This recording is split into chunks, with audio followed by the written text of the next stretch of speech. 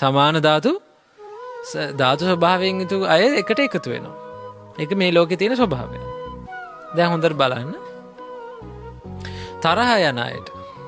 ඔය කියන්නේ පොඩ්ඩක් හිතන්න තරහ යන අය. ඒ අය තරහ යන අයත් එක්ක බොහොම සමගියෙන් ඉන්නවා. හරි? කිසිම ප්‍රශ්නයක් නැහැ. දේශේ බහුල අයත් එක්ක බොහොම එකතු වෙලා ලස්සන සමගියෙන් ඉන්නවා. හරි? ඒ තමයි ස්වභාවය. ඊළඟට දැන් අපි ඒ ගුණ ධර්ම විතරනේ තමන් කරන දේවල් බලන්න. හොඳට බලන්න.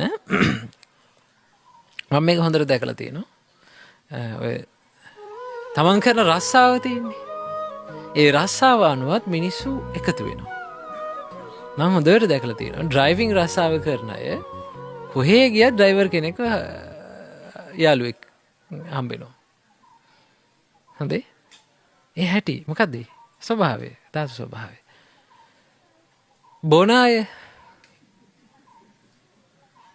බොන අයත් එක්ක හරියට පැහිලා යනවා. එකතු වෙනවා. කොහේ ගියා? විට කන අය නැද්ද? කොහේ ගියත් එහෙම. මම එතකොට ගිහි කාලේ අපි 2006 ලොකු ස්වාමීන් වහන්සේ මහමෙවුනාවෙන් අපි ගියා දඹදිව වන්දනාවේ. ඒ ගියාට පස්සේ එක බරණැස හෝ සවැත් නුවර මට හරියට මතක නැහැ. කොහොම හරි දැන් වන්දනා කරන්න බැහැලා බස් එකෙන් බැහැලා වන්දනා කරලා ඔක්කොම කරලා බස් එකට නැග්ගා.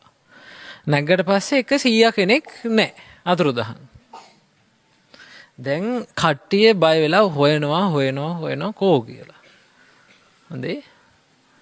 හොයලා බලනකොට ඒ ටවුන් එකේ ඈත කෙළවරක විට කඩයක් හොයාගෙන ගිහිල්ලා විට කනවා.